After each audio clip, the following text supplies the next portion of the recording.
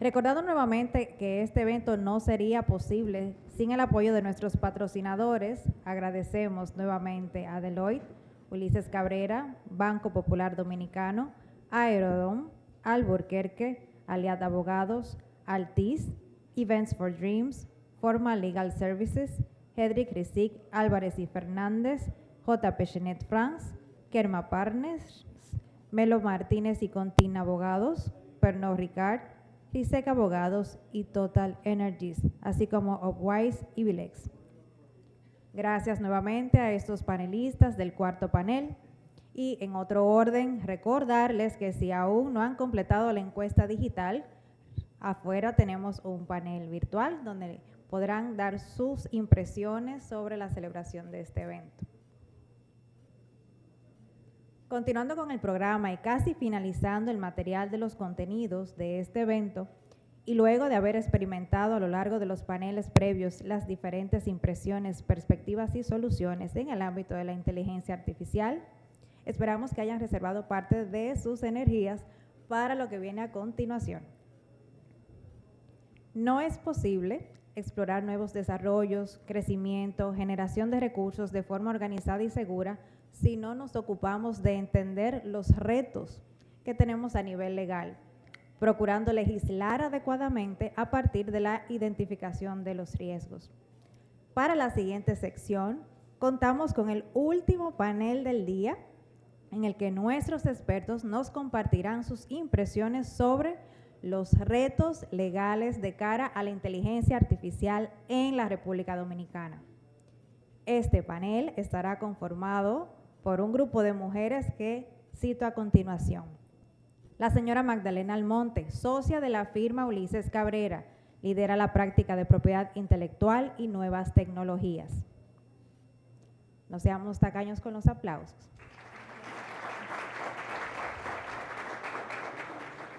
La señora Carmen Luisa Martínez Cos, socia de Martínez Cos Consulting, coordinadora de Ciencias Jurídicas de posgrado de la Pontificia Universidad Católica Madre y Maestra Pucamaima.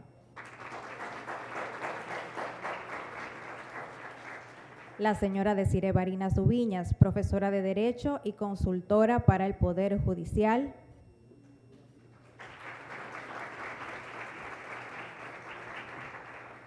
La señora Dolores Agrario Félix, decana, adjunta de la Facultad de Ciencias Jurídicas y Políticas de UNIBE.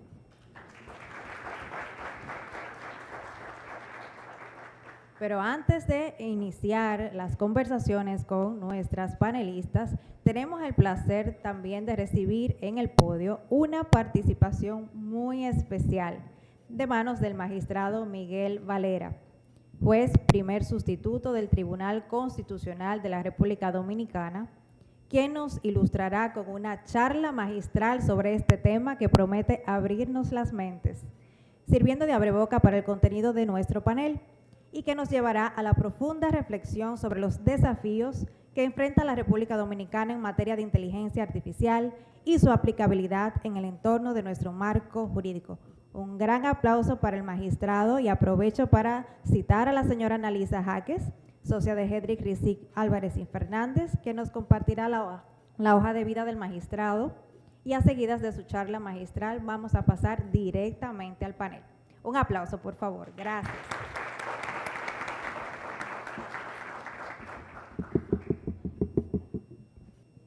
Muchas gracias, Gina, y buenas tardes a todos. Es un honor para mí moderar este panel sobre los retos legales de cara a la inteligencia artificial en la República Dominicana. Como todos saben, la inteligencia artificial trae muchas oportunidades y a la vez muchos desafíos. Como bien señalaba Gina en la apertura de nuestro panel, conocer esos desafíos es lo que nos permite establecer las estrategias que necesitamos para enfrentarlos. Damos la bienvenida nuevamente al magistrado Miguel Valera Montero para dar inicio a nuestro panel. El magistrado Miguel Valera Montero es juez miembro del Tribunal Constitucional de la República Dominicana. licenciado en Derecho, egresado de la Pontificia Universidad Católica, Madre y Maestra, con honores summa cum laude. Obtuvo una maestría en Derecho de la Universidad de Houston como becario Fulbright. Tiene vasta experiencia en Derecho Constitucional y Derecho Administrativo. Es fundador y miembro del Consejo Directivo del Instituto Dominicano de Derecho Constitucional. Fue árbitro de la Corte de Arbitraje y Resolución Alternativa de Conflictos de la Cámara de Comercio y Producción de Santo Domingo y miembro de su bufete directivo. Ha sido docente en la Maestría de Derecho Constitucional y Derechos Fundamentales de la Pontificia Universidad Católica Madre y Maestra y la Universidad Castilla-La Mancha. Es autor de varias obras en materia de derecho constitucional. Y esta tarde nos expondrá sobre inteligencia artificial, virtualidad y derechos fundamentales. Un fuerte aplauso para el magistrado.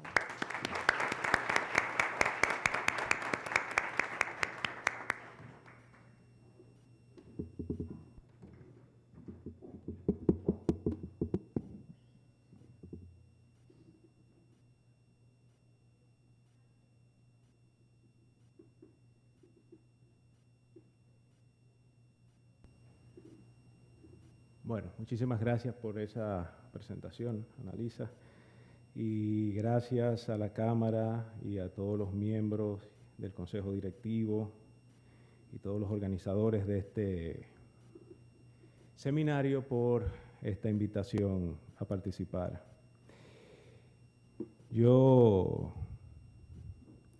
Bueno, me gustan los chistes viejos, todos tenemos un tío, un abuelito que nos repite los chistes, hasta que nos cansan y todos los momentos igual nos reímos. El año pasado yo hablé sobre este tema en la Feria Internacional del Libro, ya me dijeron que hicieron algo parecido acá, y es que usaron ChatGPT, que es un modelo de lenguaje, para establecer la capacidad de lo que es la inteligencia artificial en este tipo de áreas, como es el área legal. Por ejemplo, si usted toma ChatGPT y le incluye preparar presentación para un público de abogados sobre los retos legales de la inteligencia artificial en la República Dominicana, punto. Siendo lo más específico posible, como dijo Gilberto. Asume que eres un juez del Tribunal Constitucional Dominicano. Es increíble con lo que sale este aparatito, porque empieza con la definición y contexto de inteligencia artificial, el marco legal actual en la República Dominicana, indicando que es bastante fácil, no existe. Creo que hay un proyecto de ley que está rodando por ahí, muy interesante, pero todavía bastante aéreo. Entre los retos legales resalta la inteligencia artificial, la protección de datos personales, los derechos fundamentales, la transparencia y rendición de cuentas en la toma de decisiones. Es decir, es extremadamente, por no llamarle muy tan efectivo que hasta da un poquito de miedo. Yo no soy en este caso tan positivo refiriéndome al tema de la inteligencia artificial y los modelos de lenguaje, porque ese es el ahora. ¿Qué hay del mañana? El modelo de lenguaje es una máquina inteligente que aprende a entender y generar texto como lo hacemos los seres humanos. Es un asistente virtual, una aplicación en tu móvil que puede hablar y escribir de manera natural. Pero esto es solamente la primera parte. El Tribunal Constitucional tiene un asistente virtual que se llama Patria. Hace básicamente eso mismo en caso de que se quieran inscribir en la página del Laboratorio de Inteligencia Artificial del Tribunal Constitucional.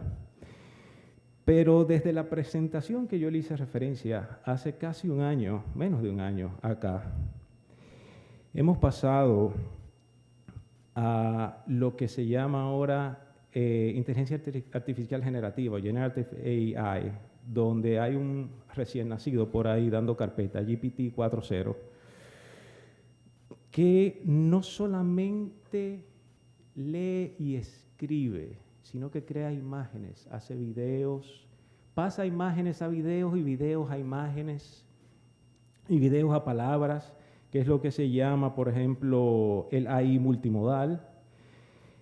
Y finalmente, con lo que están trabajando ahora, es con los llamados sistemas o modalidades transformers. Nunca pensé que iba a utilizar, yo que vi esos muñequitos cuando era pequeño, aunque se me caiga la cédula. Transformers, que es un tipo de aprendizaje a través de diversos y grandes tipos de información no clasificada que permite establecer relaciones, por ejemplo, en palabras más allá del contexto de una oración en que es usada, sino a través de páginas, capítulos, libros. Sigue códigos y secuencias, por ejemplo, lo están utilizando para estudiar el ADN humano. ¿A dónde llegaremos? Solo Dios sabe. Y en ese sentido, quiero hacerles una historia de un cuento que se publicó en 1954, que se llama La Respuesta. Fue publicado en una revista de ciencia ficción. Yo soy muy fanático de la ciencia ficción, así que estas referencias no van a ser extrañas en estos 15 minutos que me dieron. En la revista Angels and Spaceships, donde se conecta a una supercomputadora intergaláctica para que reúna la inteligencia de todos los planetas, billones de planetas. Y la primera pregunta que le hacen a la supercomputadora esta es, ¿existe Dios? Y la supercomputadora ya conectada, lo primero que hace es quemar el cablecito para que no la desconecten y dice, bueno, ahora sí.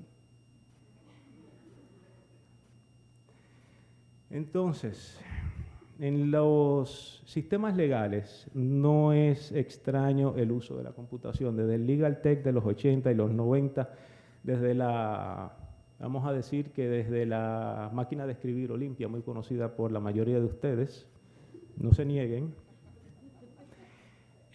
hasta el uso de computadoras, los escáneres, los OCR o reconocedores de texto, los chatbots. En los Estados Unidos desde 2006 se utiliza lo que es el e-filing, todo lo que es el discovery a través de sistemas automatizados, portales webs, asistentes electrónicos.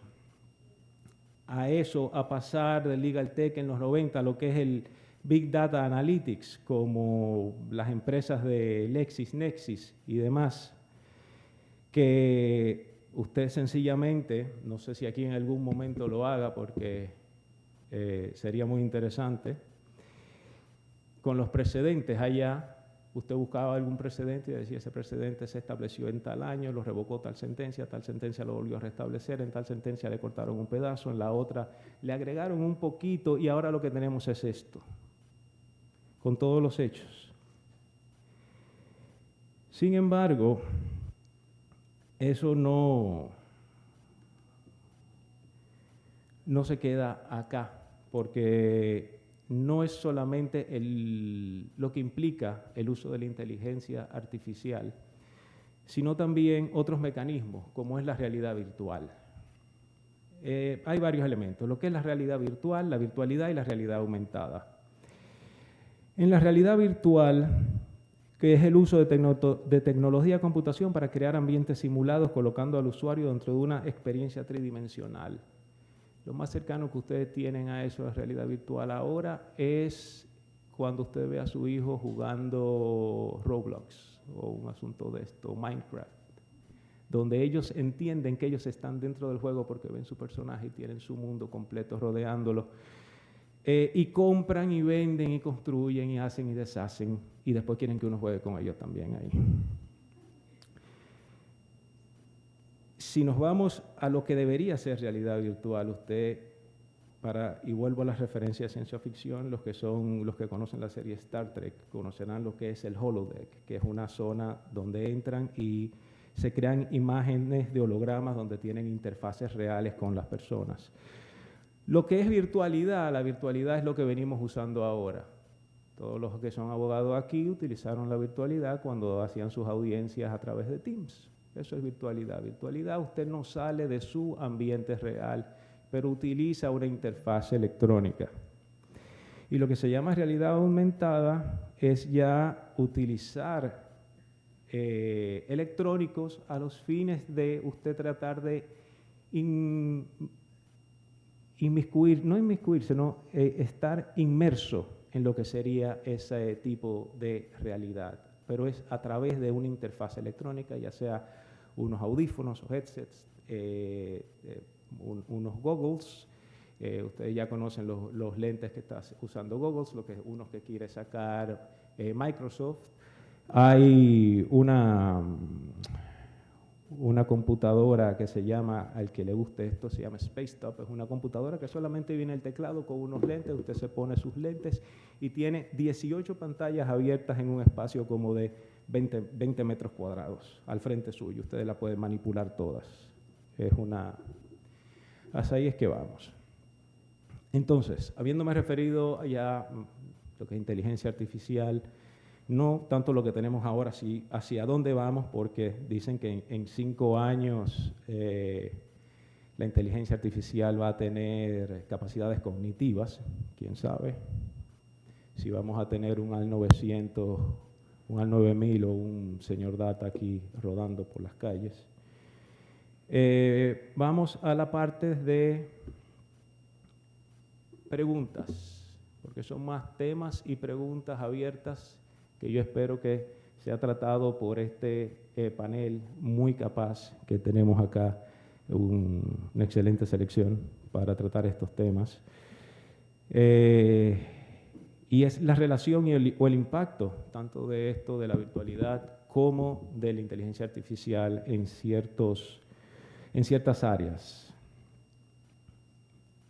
En el caso del acceso a la justicia, es algo que ya se está discutiendo mucho ahora, y es el tema de quizá uno de los puntos más áridos que ustedes ven es el de la inmediatez en los juicios penales, pero ¿qué problema hay en que la mayoría de las notificaciones, las comunicaciones de documentos, el intercambio, las revisiones, se haga todo en electrónico o en una interfaz virtual? ¿Ahorraría tiempo? ¿Sabe el tiempo que toma en llegar a un expediente físico, por ejemplo, desde Montecristi al Tribunal Constitucional? Si estuviéramos conectados, donde ellos sencillamente suben el expediente, nosotros vemos el expediente, está certificado por la misma secretaria del tribunal. ¿Cuál es el inconveniente? Nos ahorramos a veces hasta 3 meses. 3 meses que solo afectan al justiciable. Entonces, ¿qué pasaría también si ya en lugar de irnos ahí nos vamos más adelante y empezamos con los chats estos que pretenden sustituir las funciones de los abogados? Yo no soy tan ni pesimista ni quiero ser tan optimista del hecho de que siempre hay una persona de uno de los dos lados de la máquina revisando los resultados de esa investigación, porque ni siquiera en Nueva York hubo una persona en un caso en Nueva York que sencillamente tuvo que confesar que utilizó un ChatGPT, que todos los precedentes que le citó eran inventados, y eso es algo que se llama alucinación, que vamos a ver más adelante también. Entonces está la parte de los abogados digitales y jueces robot. ¿Es capaz de administrarse justicia a través de la inteligencia artificial? En algunos sitios de Europa ya lo están haciendo. En Brasil están empezando con los casos más sencillos, con los casos de, por ejemplo, cobro simple, alquileres, casos contractuales sencillos, no tanto así como de responsabilidad civil o accidentes de tránsito, u otro caso mucho más complejo como aquellos que involucran derechos fundamentales. Pero ¿hasta dónde llegaremos?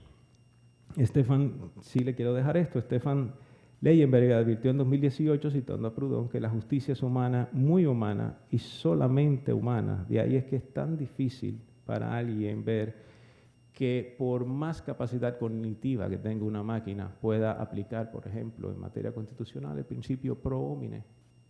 En un accidente de tránsito usted va a determinar si efectivamente es justa una indemnización porque iba una persona mayor de edad o iban personas menores de edad en el vehículo que fueron afectados indirectamente. Otra área interesante es el derecho a la intimidad y la recopilación de datos, quizá una de las que más es relacionada con estos temas, principalmente porque cada vez que uno utiliza estos aparatos de inteligencia artificial, le piden de milagro una copia del acta de nacimiento. Entonces, la intimidad va camino a la desaparición casi. Otro es, además de la recopilación de datos, lo que afecta a esto sobre el libre desarrollo de la personalidad y, vamos a llamarle, la insoportable levedad del ser becado. ¿A qué me refiero yo con esto? Esto conecta primero con el punto anterior. Si todos sus datos y todas sus preferencias, todos sus gustos están recolectados y conecta también, por ejemplo, con el derecho al libre ejercicio de voto, por ejemplo. Si todos sus datos están recolectados, si todo lo que usted recibe a través de esos feeds, de ese Instagram, de ese Twitter, de ese mercadeo, son elementos que son de su agrado, porque lo que les interesa es que usted lo vea, lo que les interesa es que usted le dé like, lo que les interesa es que usted consuma. ¿Hacia dónde vamos con el libre desarrollo de la personalidad? ¿En qué momento usted va a dejar de tomar decisiones por usted mismo? ¿Qué momento va a ser usted o qué momento va a ser sencillamente toda una manipulación de influencia que se refleja en su conducta? Y la parte de la beca es, ahora mismo están haciendo una bullita, seguro lo han visto, Jeffrey Hinton, que era le llaman el padrino de la inteligencia artificial, sobre el Universal Basic Income, porque él entiende que la inteligencia artificial sí va a dejar muchas personas de trabajo fuera de trabajo y eso lo va a tener que ser utilizado. Igualmente, y la misma línea lleva Elon Musk, pero Elon Musk no se refiere al Universal Basic Income, sino al Universal High Income, porque según Elon Musk el trabajo va a ser prácticamente optativo, porque la inteligencia artificial va a proveer todos los bienes y servicios en 5 a 10 años, quién sabe. Impuestos internos que se vaya preparando ya con una redefinición de lo que es base impositiva y de dónde es que van a cobrar. Otros puntos son interesantes, son en el tema de la igualdad y la no discriminación. La inteligencia artificial todavía tiene problemas en los casos de identificación o segregación de personas por color, edad, sexo. La libertad de expresión, el discurso de odio y la censura previa es algo que es prácticamente el día a día en plataformas como Twitter, y es obvio que utilizan inteligencia artificial para identificar si usted está utilizando ciertas palabras para clasificar como bullying, para clasificar como que usted está discriminando, para determinar si usted está ofendiendo a una persona sobre la base de una categoría protegida. ¿Qué tiempo me queda?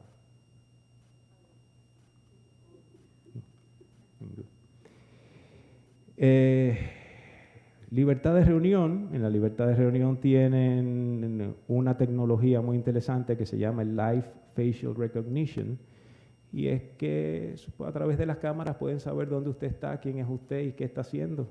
Entonces eso tiene lo que se llama el chilling effect. ¿Qué quiere decir eso? Que si usted sabe y usted conoce que lo pueden reconocer a través de una camarita que está aquí, sabiendo que yo estoy hablando a favor de algo en este esquema, pues eso yo lo voy a pensar 2 veces lo que voy a decir, porque yo no sé cuál va a ser la consecuencia de que me estén reconociendo a través de esa cámara, lo cual también está relacionado con el tema de la presunción de inocencia. Tenemos el derecho al trabajo, sobre el cual ya hemos hablado, a lo cual solamente quiero agregar que si estas máquinas en algún momento llegan a tener esa capacidad cognitiva similar a la del ser humano, a ser sentiente, es decir, la capacidad de sentir emociones, dolor, bienestar, percibir de manera subjetiva su entorno y experiencias vitales, ¿tendrían estas máquinas la posibilidad de estar protegidas por todos los derechos que si fuera cualquier trabajador como un ser humano? En lo del derecho al consumidor viene el tema de las alucinaciones, que es si una inteligencia artificial que es considerado un producto, causa un impacto negativo, ¿qué pasaría? ¿Quién es el responsable? Y eso pasa fácilmente. Las alucinaciones es cuando la inteligencia artificial que tienen fuente abierta, como es el ChatGPT, que toma información de la red completa, lo que sea, información real, disparate, lo une todo, te da un producto. Por eso tú tienes que revisar. Entonces, quizás, y otra frase que yo tampoco pensé que iba a decir en mi vida y que pudiera pensar que tuviera sentido, es que si serán los transformers la solución a las alucinaciones, porque es un sistema que permite el desarrollo y la valoración de información con una mejor calidad que los simples sistemas de lenguaje, de simples modelos de lenguaje. Sobre propiedad intelectual, obviamente, sobre quién recae el derecho del producto, del que lo hace, qué tanto puede modificar la tecnología para establecerse similitudes y diferencias mejores en derechos ya reconocidos, dónde queda el derecho a la propia imagen cuando la inteligencia artificial puede perfectamente ahora tomar la cara de una persona, imitar su voz y hacer un anuncio diciendo cualquier cosa, que es lo que llaman deepfake.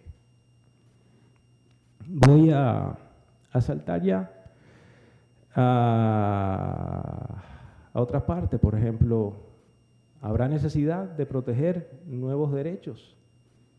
¿Es la inteligencia artificial capaz de leer la mente? ¿Tendremos un derecho a la neuroprivacidad? Así que, bueno, Elon Musk ya está preparando también unos chips que se ponen en la cabeza. ¿Quién sabe a dónde vamos? Así que, bueno, no es un trabajo fácil. La regulación de la inteligencia, los retos son muchos y así, a través de los retos, el reto de regular la inteligencia artificial y su uso y su impacto es multidisciplinario. Es tarea de la comunidad científica, de la comunidad jurídica, de la comunidad política, de los filósofos, de todo el mundo. Porque acá no sabemos lo que viene. Lo último que yo leí es que ya las compañías están haciendo un acuerdo para tener un botón de riesgo para evitar el efecto Terminator, para los que conocen la película. Eso es cierto, no se rían. Entonces, pero quizá, y el punto más importante acá, es que actividades como esta ayudan a llevar a la conciencia de todo el mundo no solo los retos, sino los peligros, pero también las bondades de la inteligencia artificial y de cómo pueden ser, a través de un uso ético y razonable, cómo pueden ser utilizadas y convertidas en beneficio de la sociedad y para la protección de los derechos. Muchísimas gracias.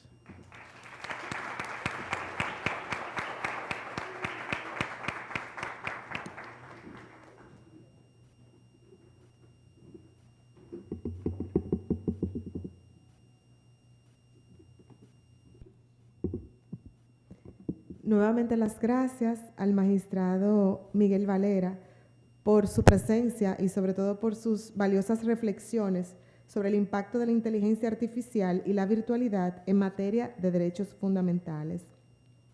Luego de este extraordinario preámbulo, pasaremos a las exposiciones de nuestras panelistas que nos acompañan en la tarde de hoy y que va a estar dividida en dos fases. Primero, exposiciones breves en que cada una abordará desde sus respectivas perspectivas los principales retos legales de cara a la inteligencia artificial en la República Dominicana, y en una segunda fase tendremos algo más interactivo, recibiendo preguntas del público y también discutiendo algunos puntos sobre esos temas. Antes de entrar en materia, me permito presentarlas. Dolores Sagrario Félix es decana adjunta de la Escuela de Derecho de la Universidad Iberoamericana, UNIBE, con más de 20 años de experiencia como profesora de Derecho Internacional. Tiene un diploma superior universitario en Derecho Internacional Privado de la Universidad Panteón Assas, París II, y es doctorante en Derecho Público de la Universidad de Pau, en Francia. Desiree Varinas Ubiñas es consultora del Poder Judicial, abogada especializada en Derecho de Multimedia e Informática en la Universidad Panteón Assas, París II, y posee un doctorado en Derecho de la Universidad del País Vasco. Es docente de la Escuela Nacional de la Judicatura y de la Pontificia Universidad Católica Madre y Maestra. También es pasada presidenta de la Asociación de Egresados de Francia. Magdalena Almonte es socia de la firma Ulises Cabrera, que lidera la práctica de propiedad intelectual y nuevas tecnologías. Posee una maestría en Derecho de los Negocios Corporativos de la Pontificia Universidad Católica Madre y Maestra y una maestría en propiedad intelectual e industrial de doble titulación en la Universidad de Barcelona y el OBS Business School. Carmen Luisa Martínez Cos es socia de la firma Martínez Cos Consulting, miembro del Comité de Ciencias Jurídicas de la Pontificia Universidad Católica Madre y Maestra, docente en la Escuela Nacional de la Judicatura. Posee una maestría en Derecho de las Obligaciones, doble titulación de la Pontificia Universidad Católica Madre y Maestra y la Universidad de Savoie. También obtuvo el Diploma Superior en Derecho Civil de la Universidad Panteón Assas, París II. Un aplauso para nuestras panelistas y damos paso a Sagrario, que nos expondrá, entre otros aspectos, los de carácter ético relativos a la inteligencia artificial. Muchas gracias. Es un poco cuesta arriba ser de los últimos, en virtud de que muchos temas ya han sido tratados. Entonces, de mi presentación hice algunos ajustes para no ser repetitiva. Estoy aquí, quiero dar un pequeño introito. Estoy aquí porque hace más o menos 2 años que estoy trabajando el tema. Ya de hecho en mi universidad tenemos proyectado una asignatura electiva como Derecho de las Inteligencias Artificiales.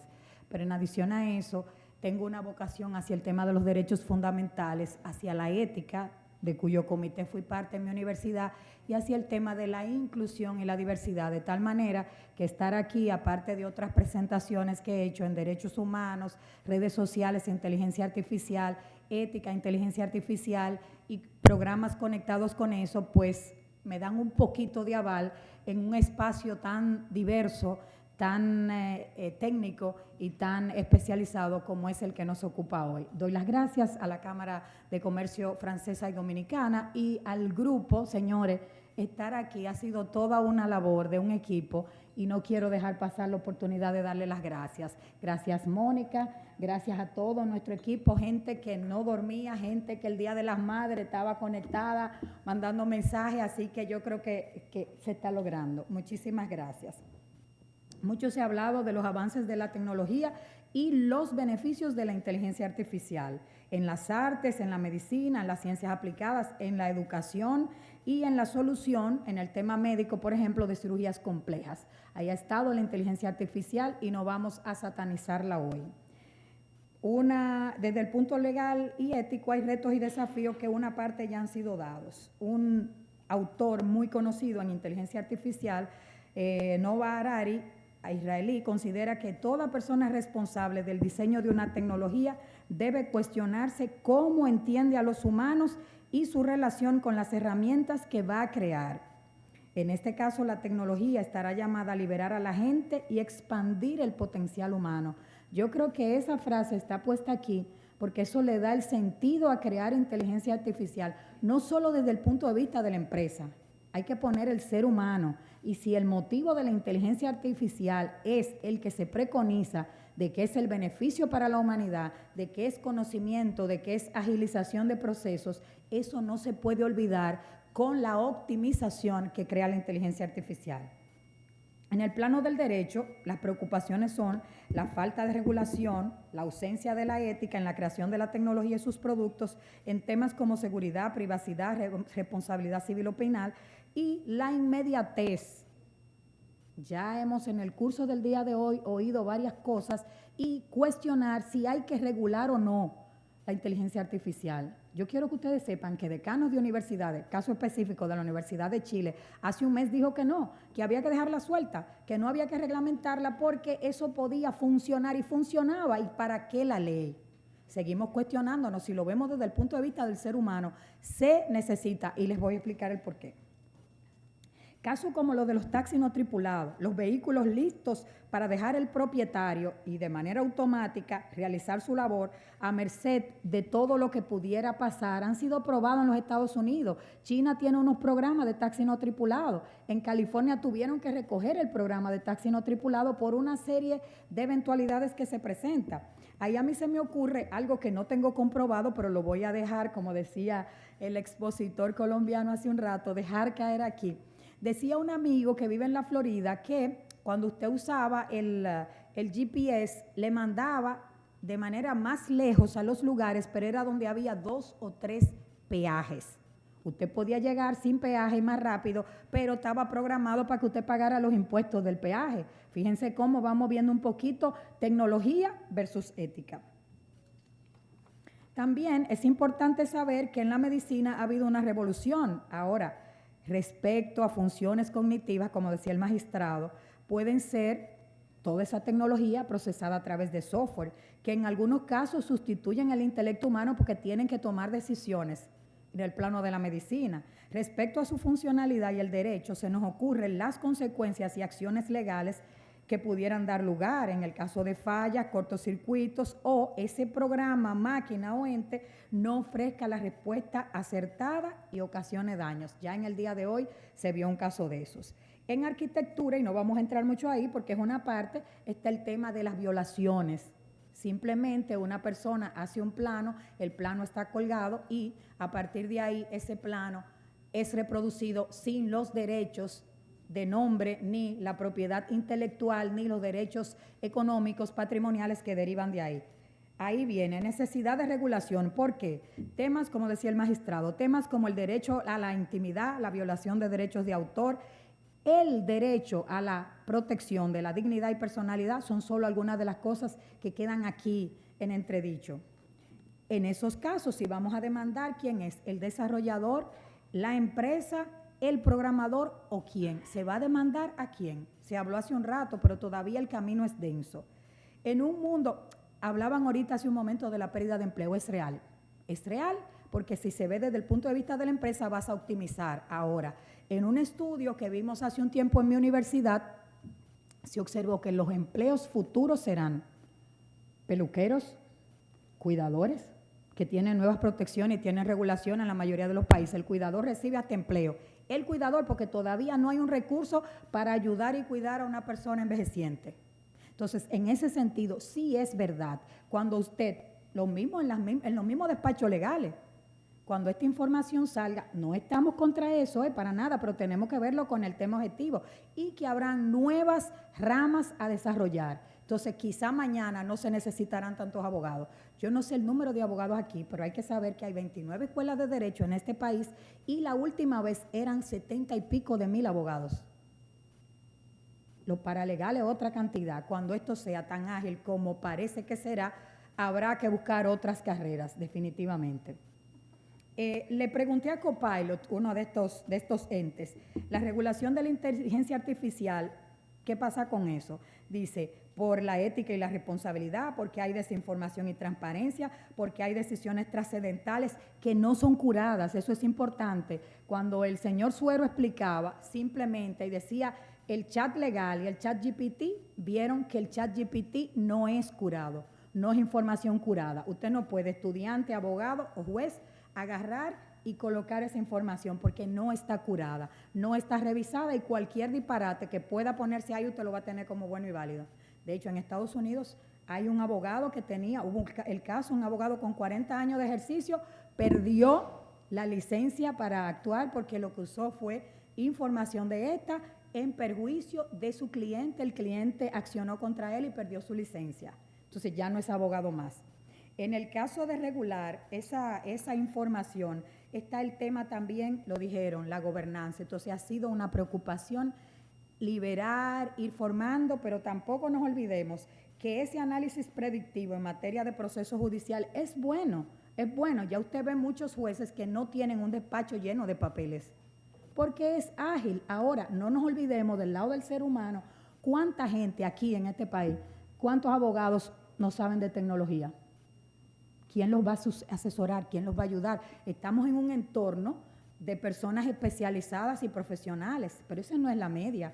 La media es que la muchacha que trabaja con nosotros en nuestra casa y el platanero tienen 2 celulares con acceso a toda esa tecnología, pero ellos no saben ni leer ni escribir, por eso es que mandan mensajes de voz. Entonces, esa gente hay que colocarlo en todo esto que está pasando con la inteligencia artificial. Esas iniciativas ya las mencionó hace un momento, pero por ejemplo, me surge una pregunta, estoy copiando al magistrado. Entonces, si todos estos ilícitos que se cometen a través de la inteligencia artificial no están contemplados en la ley, ¿hay ilícito? ¿Hay delito? ¿Dónde lo vamos a juzgar? Entonces hay que planteárselo. Si no está en la ley, no existe. No hay sanción, le podremos buscar otra forma, pero no existe. Entonces, eso va dándole relevancia a ir trabajando eso. Decía un autor que hay que recordar que la inteligencia artificial, que como dijeron hace un rato, existe hace años, ahora es visible y hablamos de ella, pero eso lo tenemos hace años. Y para los que son un poquito mayores, de mi edad o similar, habían unos muñequitos de Dick Tracy, tenía un reloj por el que le hablaba de su inteligencia artificial, pero eso tiene que haber sido de los 80 o tal vez de los 70, pero ya eso existía. Lo que pasa es que hay tecnología que se descubre al mundo, a los simples mortales ahora. Me están haciendo señas, ya ustedes saben que voy a trabajar con 2 minutos, me voy a robar 2 minutos, me perdonan. Entonces, fíjense bien, las recomendaciones en los temas éticos son que simplemente es necesario que el primer paso sea estudiar los casos. Esto implica, lo dijo creo que el profesor Moliné, lo han dicho varios, la normativa y ver, como decía el profesor González de Colombia, ver lo que está pasando en los otros sitios. Y no es posible que un proyecto de ley que tiene que ver con inteligencia artificial tenga 4 años, porque simplemente, no estoy segura, pero creo que hay poco que hacer ahí si tiene 4 años, como va de rápido. Tiene que haber un equilibrio entre innovación tecnológica y los principios éticos, saber que hay sesgo, si es mujer, si es de color, si es inmigrante, si es afroamericano, si es hispano, hay sesgos porque depende del programador. Y yo pensaba ahorita que si el desarrollador o el programador tiene sesgos porque cree que la comunidad LGBTI es mala, que los haitianos son malos, que los musulmanes son malos, va a programar así. Entonces, ustedes sabrán el riesgo tan grande, entonces eso tiene que estar reglamentado. Además, la incorporación en la práctica legal debe ser gradual y cauteloso. Yo creo que fue muy bueno ver la experiencia del chat legal, yo creo que fue buenísimo, pero nunca se olviden que el ser humano tiene que estar dentro. No somos máquinas y espero que no seamos máquinas. Finalmente, hay que regular para incluir a las personas que tienen condición de vulnerabilidad. O sea, no se ha hablado en ningún momento de ese tipo de cosas. Hay que saber, el no vidente, el que tiene problemas de audición, etcétera, etcétera, que tiene un lenguaje de señas, aunque hay muchos motores que ya lo incluyen. También entender que seminarios como este, ya lo dijeron, necesitan hablar, replicar, seguir diciendo, señores, pero que eso llegue al ciudadano de a pie, porque lo que quería decir ahorita es que la inteligencia artificial salió de las casas u oficinas o empresas de los ingenieros y está en nuestras casas. Ya está en nuestras casas y lo tienen nuestros niños. Yo tengo una nietecita y tiene el juego de ella una casita de muñeca y ella compra y vende y todo y quiere que tú juegues. Lo dijo el magistrado. Han cambiado los paradigmas. Entonces, eso está en nuestra casa y lo tienen los niños de 5 y 6 años. Entonces, eso hay que trabajarlo también. Y finalmente, el caso de trabajar siempre pensando en los ilícitos que afectan a las personas, vulnerables. ¿Por qué? Porque hay mucha estafa. Porque alguien lo llama a usted con cámara y cogen esa imagen y lo reproducen para el sexting, para la extorsión, para el montaje de imágenes y todo eso. Entonces, definitivamente, insisto, y perdónenme que me pasé unos minutitos, insisto en la necesidad de que haya conciencia, de que haya información, de que se acceda a las personas más vulnerables y de que haya una regulación que siempre va a quedar atrás. Tenemos un código atrasado, tenemos un código civil, tenemos un código penal atrasado, pero lo tenemos. Entonces tiene que haber una guía y definitivamente darle las gracias porque veo caras preocupadas, motivadas y creo que esa es la idea de esto, que se haga ruido y se puedan crear soluciones que impacten en la sociedad y que finalmente el futuro sea un futuro promisorio y no de temor. Muchas gracias.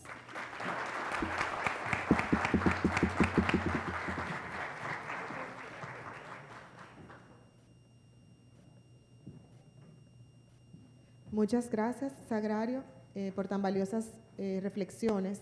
A continuación, daremos paso a Desiree, que nos conversará sobre la protección de datos personales versus la inteligencia artificial. Buenas tardes, sin duda un honor para mí estar hoy con ustedes. Agradecemos la invitación de la Cámara de Comercio e Industria Franco-Dominicana a tocar un tema tan sensible y en particular hoy tenemos nosotros el reto de hablar sobre inteligencia artificial y protección de datos personales, que sin duda es una preocupación constante cuando hablamos de nuevas tecnologías, cuando hablamos de virtualidad.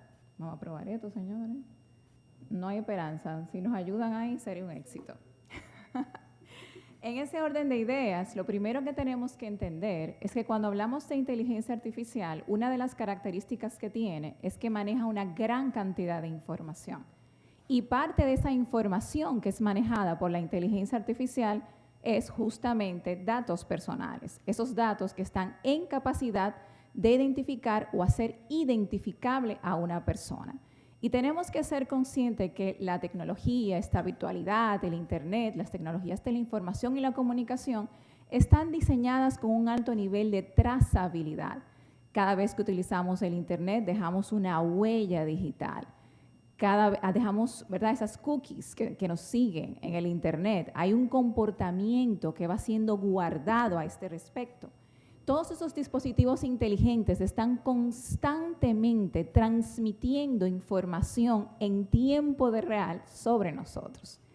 Y si ya le teníamos un poco de aprehensión al Big Data con esa velocidad, variedad, volumen de información que maneja, imagínense ahora cuando le aplicamos a todo eso inteligencia artificial. Eso nos llega a que una de las capacidades más grandes que con esa predictibilidad que puede tener la inteligencia artificial es justamente una perfilación casi que nos conoce mejor que nosotros mismos. Y eso es muy peligroso. ¿Por qué? Porque hoy día nosotros tenemos que proteger, y ahí coincido con mi querida profesora Sagrario Félix, tenemos que proteger no solamente nuestra identidad en el mundo físico, sino también nuestra identidad y nuestra persona en el mundo virtual. Porque hoy día, dentro de esa virtualidad, lo que nos están representando son justamente nuestros datos. Imagínense que usted lo clasifiquen como una persona con unas determinadas características y que por tanto no tiene acceso a determinadas condiciones. O por el contrario, que por esas características que se han analizado sobre usted, las ofertas que le van a llegar son de tales características. Los precios que les aparecen son tales precios. Las marcas que les aparecen son tales marcas. Los servicios a los que tiene acceso son tales servicios. Esas llamadas listas negras y más allá de listas negras, listas en general, con esa promesa de la personalización y de que nos llegue todo maravillosamente bien como lo queremos. Y entonces, no tengo derecho a cambiar. Y luego viene el futuro, de lo que ya se está hablando cuando se habla de protección de datos personales. Y como decía el magistrado Miguel Valera, parecería sacado de la ciencia ficción, es de neuroderechos. ¿Qué significa esto? Hoy día, la tecnología, acompañada con la inteligencia artificial, ha avanzado tanto que no solamente con chips insertados, sino también puestos de manera externa, está en capacidad de leer nuestros pensamientos. Ahora sí yo creo que fue lo último, ¿verdad que sí? No es que usted me está perfilando, está copiando mis datos, tiene una idea de cómo soy, sino que ya yo llegué a un nivel de desarrollo que yo real y efectivamente puedo saber exactamente lo que usted está pensando. Y sin duda, un nuevo capítulo que se habla en la protección de los datos personales son los denominados neuroderechos. Hoy día tenemos que hablar del derecho a la privacidad de mi mente y seguida de ella tengo que hablar del derecho a la identidad de mi mente. ¿Y por qué hablamos de esto? Si hoy día ya se discute la capacidad de manipular que tiene la inteligencia artificial en base a la analítica de datos y de Big Data, les pregunto yo a ustedes, ¿y qué pasaría si incluso puede ella insertar pensamientos en mí? ¿A qué nivel de manipulación puede llegar en mi mente si ella controla todo aquello que yo veo y manejo y conozco. En ese mismo orden está muy de la mano con el concepto también de autodeterminación neurológica, y muy seguida de ella tenemos ese concepto de que todos tengan igualdad de acceso al aumento cognitivo. Y aquí hay que reírse. Aquí sí llegamos a la verdadera ciencia ficción manifestada. Ya estamos hablando de que a nivel de ciencia se está en capacidad de modificar nuestras neuronas para que tengan mayor capacidad de respuesta en determinados ámbitos del pensamiento cognitivo. Y si eso solo es para algunos, un reto, entonces ¿hay que regular? Sí, definitivamente hay que regular.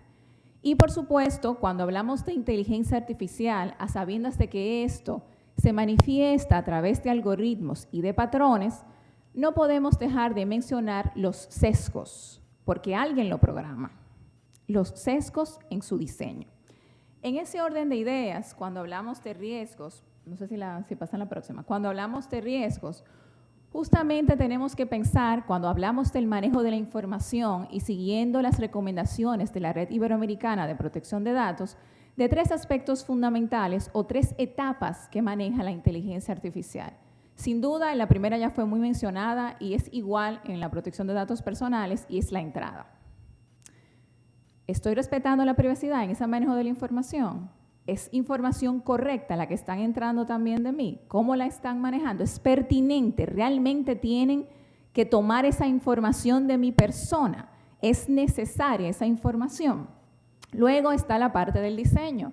Esos patrones tienen sesgos, pueden generar discriminación. ¿Cuál es la lógica, que a veces es tan compleja a nivel tecnológico, que siguen esos patrones que van a generar entonces una decisión final? Incluso puede haber errores de programación. ¿Cómo yo respondo eso? ¿Quién es responsable de eso?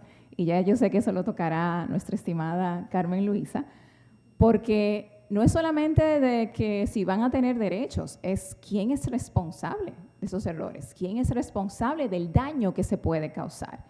Y sin duda, y aquí sí está una de las grandes discusiones y puntos neurálgicos en materia de inteligencia artificial, y es en la decisión de salida. Esa decisión de salida tiene una marca ética. Esa decisión de salida está programada para que no sea discriminatoria. En un mundo de probabilidades en la cual la inteligencia artificial está aprendiendo, no me va a llegar a generar prejuicios. De esos ensayos analíticos a nivel decisorio en otros países dice que efectivamente terminó siendo súper discriminatoria, porque la media de, entonces se supone que si la media de es culpable, él también debe ser culpable. No es tan fácil, no es tan evidente cuando dejamos a la inteligencia artificial la toma de decisiones. Y eso nos recuerda que es muy importante en toda esta materia el tomar en cuenta la protección de los datos personales. Y de hecho, uno de los estamentos que se maneja en materia de protección de datos personales es que no se puedan tomar decisiones automáticas sobre la persona, sino que siempre deba intervenir un humano, aunque la inteligencia artificial me procese la información, me analice la información, me facilite el proceso, pero que en la toma de decisión final intervenga un humano capaz de diferenciar, capaz de superar esos sesgos que necesariamente o que pueden darse dentro del contexto de la inteligencia artificial, mucho más con las inferencias, esas famosas alucinaciones en las que sabemos que tiene que haber alguien que revise, que pondere, que analice. En ese orden de ideas, es interesante ver cómo el proyecto de ley que fue mencionado, entre los riesgos inaceptables relacionados con la inteligencia artificial, hay algunos que están muy vinculados a la protección de los datos personales. Sin duda el primero, que no sea creada con un fin de daños, pero los próximos está el que no me sigan en tiempo real, biométricamente, y el que no utilicen características personales para evaluarme y con esto crear marcas sociales, crear vigilancia masiva, crear esas listas que pudieran condicionar el acceso incluso a determinados servicios públicos.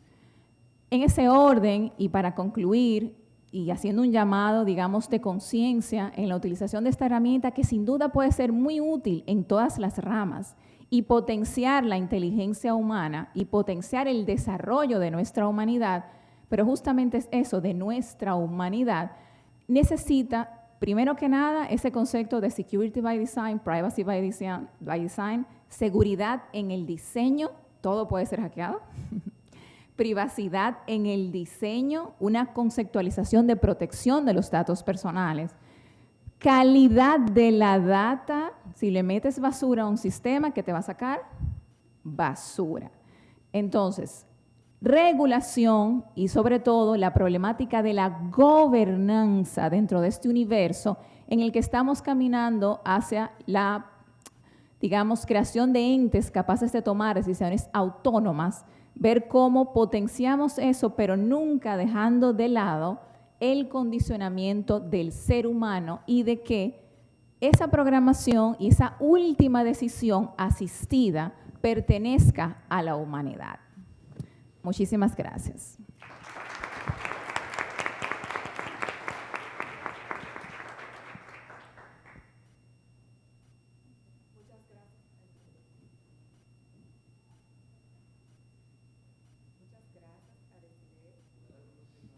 Muchas gracias a Desiree por acompañarnos esta tarde y por su transitar en el impacto de la inteligencia artificial en lo que refiere a la protección de datos personales, también por sus recomendaciones en ese sentido.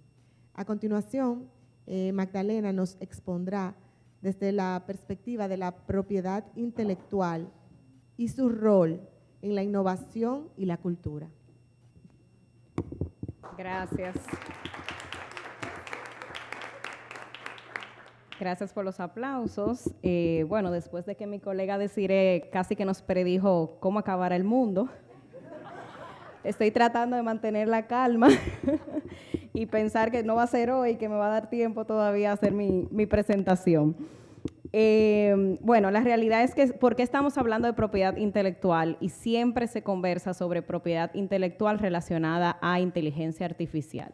Pues la propiedad intelectual tiene una relación y un rol importantísimo en lo que es la innovación. Y pudiéramos decir que todos los mecanismos de inteligencia artificial vienen dados de la innovación en el tiempo, además de que la inteligencia artificial tiene una relación sumamente estrecha con la creación y la creatividad.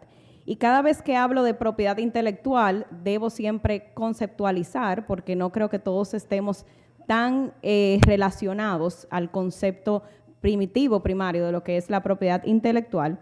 Y es básicamente el derecho, hoy derecho fundamental, bueno, hoy, desde tiempo atrás ya, pero me refiero a que obviamente pasó por toda una serie de evolución para que se considerara derecho fundamental sobre las creaciones del intelecto humano. Y eso es básico porque ya estamos hablando de la intervención humana en esas creaciones. Pero además es un sistema de derechos que se ha concebido para gestionar los activos intangibles.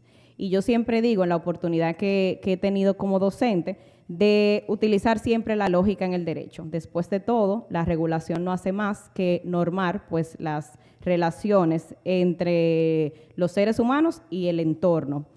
Y el derecho de propiedad, que yo creo que todos pudiéramos sentirnos relacionados, no solo abogados, sino también empresarios y cualquier ciudadano e individuo, básicamente usted se siente, o usted es propietario de un bien tangible, de un bien mueble, un bien inmueble, en la medida en que usted puede usar, disfrutar, disponer de un bien de manera exclusiva. Claro, con los preceptos de ley, los límites que la ley así lo otorga. Pues la propiedad intelectual no es más que ese derecho de propiedad sobre los activos intangibles. Y es relevante porque otorga lo mismo, el derecho de usar, disfrutar y disponer exclusivamente de ese bien activo. Por tanto, lo que estamos hablando es que así como usted no debe o sabemos o conocemos robar, tomar algo de otra persona y usted no se atreve a buscar un vehículo de la calle y sencillamente tomarlo como suyo, con los activos intangibles debiéramos de tener una actitud similar. Sin embargo, la realidad es que la facilidad que la tecnología misma, de hecho, ha provisto para poder apropiarnos de lo que es la propiedad intelectual, pues ha hecho mucho más difícil el manejo de lo que son estos intangibles. Ahora, usted pensará, ¿por qué reconocer este derecho de propiedad sobre activos intangibles? ¿Cuál es el valor que tiene eso? Porque nosotros fácilmente encontramos valor a los vehículos, a los inmuebles, los relojes, las prendas. La realidad es que la propiedad intelectual pudiéramos decir que ha sido el catalizador del desarrollo y la innovación de la humanidad. Y estamos hablando no desde hace 20, 100, 200 años, sino incluso cientos de años antes de Cristo, donde con una intención muy avasallante, no utilizo ahora mismo el adjetivo del ser humano, de querer siempre hacer más, lograr más, buscar más, se dio cuenta de que la creación definitivamente era relevante y había que agregar un incentivo para que la humanidad creara. La propiedad intelectual, ¿cómo ayuda a esa creación? Bueno, asistiendo lo que es un interés colectivo y un interés individual del creador. El interés colectivo es precisamente propiciar esa creación para que toda la humanidad tenga más bienestar, más comodidad y demás. Pero además, eso desde el punto de vista de innovación, también en la cultura, porque después de todo, lo que tiene que ver con entretenimiento, la literatura y demás, yo creo que todos coincidiríamos con que es parte de nuestra identidad y de nuestra cultura. El problema viene, y ahí ya puedo empezar a hablar de los desafíos, creo que el contexto es válido y necesario, pero vamos a empezar ya con los desafíos, con la inteligencia artificial generativa. Ya ustedes tienen todo el día viendo diferentes modelos de inteligencia artificial y la que tiene mayor relación con la propiedad intelectual definitivamente es la generativa. ¿Por qué? Porque estamos hablando de la posibilidad de generar o crear, que en principio solo se le tiene ese atributo al ser humano, como le digo, desde su concepto mismo, como se dice, creaciones del intelecto humano, los derechos de la persona sobre lo que crea, todas las definiciones que van a haber relacionadas al derecho fundamental están relacionadas con la persona humana, el ser humano. Los desafíos entonces comienzan cuando, la inteligencia generativa, como ya ustedes conocen, puede crear obras, puede crear incluso invenciones, desde un concepto, digámoslo, coloquial, porque ahora tendremos que ver los conceptos legales.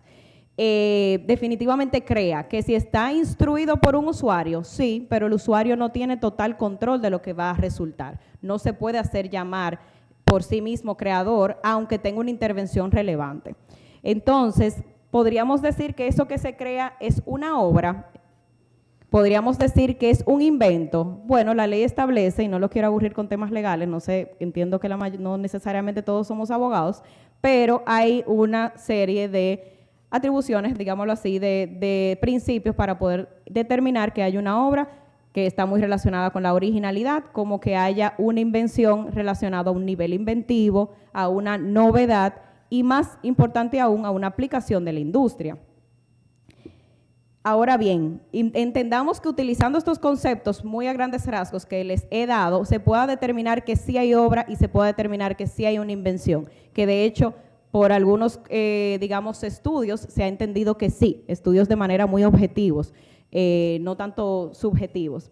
El próximo desafío sería, si existe la obra y existe la invención, ¿habría un sujeto que ostentaría los derechos? ¿Y quién sería el sujeto que ostentaría los derechos? La realidad es que en la inteligencia artificial, como ustedes han podido ver, sobre todo el famoso ChatGPT, la inteligencia artificial abierta, interactúa muchísimas personas. ¿A quién le podríamos reconocer un derecho? ¿Hasta qué punto tú controlas el resultado que va a salir? ¿El entrenamiento que se le otorga tiene una incidencia en esa creación o no la tiene? Y bueno, y ahí pudiéramos seguir trayendo personas relacionadas como el entrenador, no necesariamente el desarrollador del algoritmo, y así sucesivamente. El próximo desafío sería el uso de obras protegidas para el entrenamiento de algoritmos. Hace ya años probablemente que redactaba un artículo sobre el uso de, por ejemplo, marcas u obras para entrenar lo que son buscadores, vamos a suponer como Google y demás, para poder provocar una reacción o incentivar a la compra de un producto en lugar de otro, y así sucesivamente. Eso, legalmente hablando, podríamos entender que no es una infracción, en tanto que no se encuentra un mal uso en el mercado, que es lo que normalmente la regulación prevé. Hay un poquito de competencia, podría verse de una manera de una protección residual por competencia desleal, eso igual discutible, se discute incluso en otros lugares del mundo. Y bueno, nos ha llegado, obviamente cada tribunal y cada país soberano toma decisiones al respecto. Pudiéramos extrapolar ese escenario a la inteligencia artificial. ¿En qué medida el hecho que yo entrene a un algoritmo con todas las obras de un mismo autor, y obras completas, no estamos hablando de citas, pudiéramos entender que hay una infracción o no de lo que es de ese autor? O si estamos hablando de marcas para generar X o Y respuesta, de el alimentar en invenciones también, en patentes ya otorgadas vigentes. Y por último, en caso que se entienda que sí, que hay una infracción, ¿quién sería el responsable? En principio, de manera rápida, se entendería que el responsable es quien haga uso de ello de una manera en el comercio, en el mercado, que lo exponga, que se haga o se autodenomine creador o autor de manera, o sea, digamos que literal se autodomine, aunque no pueda reconocer que realmente haya realizado la obra. Sin embargo, no es tan fácil como eso. Yo creo que lo veremos ya también a nivel de panel y no quiero entrar ahí en el vasto mundo de la responsabilidad civil, pero la realidad es que no es tan fácil, y aunque hay un tema de responsabilidad civil latente, hay mucha diferencia en propiedad intelectual con lo que es el sistema general, con lo que se aplica en propiedad intelectual, sobre todo porque hay ciertos supuestos donde se presume el daño incluso, y eso obviamente da como, voy a utilizar un término muy dominicano, gabela en nuestro mundo, y que puede generar pues mucho tema de discusión en propiedad intelectual. Y viendo estos desafíos y habiéndoles presentado el contexto donde les dejaba saber que la propiedad intelectual ha sido base de la innovación, y cuando le digo otro ejemplo tal vez clave que uso mucho y que no lo di al inicio, y es que sí, el que se inventó la tablet iba a tener que inventarse todo el dispositivo de pantalla, del microchip y todo lo que conocemos que antes de la tablet existía, lo hubiera tenido que formar desde cero, todavía estaríamos esperando la tablet. La realidad es que la innovación se da a la propiedad intelectual por el incentivo de tener un derecho exclusivo por un tiempo determinado y poder gozarte de él y poder atribuirte derechos patrimoniales por ese tiempo para, de alguna forma, para la redundancia, retribuir todo el gasto e inversión de tiempo en recursos que se utilizaron para esa investigación, ese desarrollo. Y no lo veamos solo en materia de invención, también en cultura, después de todo, como digo también por ahí, después de COVID, es donde más nos dimos cuenta de la importancia de la literatura, del entretenimiento, de la música, del cine. Así que, siendo la propiedad intelectual base para la innovación, ¿qué tenemos que hacer? Tenemos que buscar la manera de equilibrar lo que son los derechos de propiedad intelectual, que ahora discutiremos qué cambios tan radicales pudiera tener, pero sí adaptarlo legalmente para que no estemos en esta discusión, sino que hayan escenarios más previsibles y legislaciones que ayuden y aporten a normar lo que es la propiedad intelectual, manteniendo el equilibrio social como la protección del creador. Muchas gracias.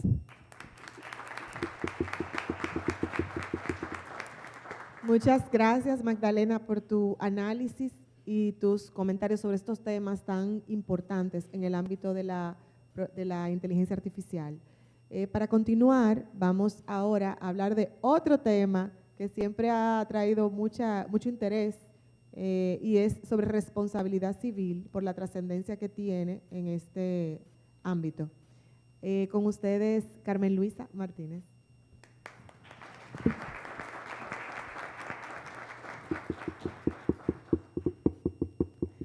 Buenas tardes. Bueno, primero, muchas gracias a la Cámara por permitirme participar en este panel, que me parece extremadamente interesante. Me pasó lo mismo que Magdalena, casi salgo corriendo después de la presentación de Desiree. Honestamente, yo como que entré en un cortocircuito después que oí neuroderechos, yo como que no lo logro asimilar todavía, así que si todavía ven una cara de asombro es que estoy todavía procesando. Yo no tengo la inteligencia artificial para procesar eso tan rápido. Bueno, nada, entonces antes de entrar en materia, luego del agradecimiento, evidentemente por quedarse hasta este momento, hablar de último siempre es un reto, yo quiero saber cuántos no son abogados, porque a mí me tocó hablar de un tema un poco más técnico. Ok, lo podemos manejar, cualquier cosa. Bien, entonces, todo el día nos hemos pasado hablando, tratando de entender la inteligencia artificial y ha surgido en más de una ocasión quién es el responsable. Comienzan a preguntarse si el responsable es el desarrollador, si es el programador, si es el que la comercializa, si es el que la utiliza. Y la verdad es que yo lamento defraudar todas las expectativas de que yo iba a resolver esa pregunta, porque la realidad es que le voy a decir un gran depende en conclusión. Bueno, lo primero es que de cara al reto de determinar quién es el responsable, lo primero que tenemos que hacer es ponernos de acuerdo sobre lo que es. Y ese es el primer reto que representa de cara a la materia de responsabilidad civil. Nosotros no sabemos lo que es de cara a atribución de responsabilidad. Me explico. Es una cosa, es un producto, es una persona. Vamos a crear algún nivel que ya es, o sea, no sería nuevo en el derecho, algún nivel de personalidad jurídica ad hoc para la inteligencia artificial. Es un servicio, es un sujeto. Y el tema de no ponernos de acuerdo sobre lo que es tiene una incidencia básica para determinar la responsabilidad. Si yo voy a concluir que es una cosa, yo pudiera eventualmente, con todos los retos que implica, decir que voy a aplicar el régimen de responsabilidad civil por el hecho de la cosa habría que verse inanimada, depende de la autonomía que tenga, de nuevo, la inteligencia artificial. Si yo voy a concluir que es una persona, yo pudiera utilizar un régimen de responsabilidad subjetiva para tratar de acreditarle una falta a esa inteligencia artificial, o a una responsabilidad civil por el hecho de otro para ver si la persona que la utiliza cumple con los requisitos y, en fin, una serie de cosas. La conclusión es que yo voy a tratar de identificar todos los retos de cada uno de los regímenes y decirle cuál es mi humilde opinión sobre el que es más afín, sabiendo y partiendo de antemano que no tenemos una solución. El derecho todavía no tiene una solución para eso, pero el derecho dominicano ni hablar, ni pensarlo. El proyecto no dice mucho y se podría entender en función de la terminología que tiene el proyecto que el régimen que aparenta que vamos a terminar aplicando en la República Dominicana, que de hecho es el que se ha propuesto en la Comunidad Europea, sería el régimen de responsabilidad civil por producto defectuoso, entendiendo que la inteligencia artificial sería, en este caso, un producto. Ellos todavía no lo tienen claro si es un producto o un servicio, lo que pudiera ser una pregunta quizá medio básica, pero también incide de nuevo en el régimen de responsabilidad civil aplicable. Entonces, para yo poder ponerlos en contexto sobre cada uno de los regímenes, yo me voy a permitir leer la definición que tiene la Comisión Especial para la Inteligencia Artificial, creada por el Parlamento Europeo, en una resolución que se llama sobre Civil Liability Regime for Artificial Intelligence.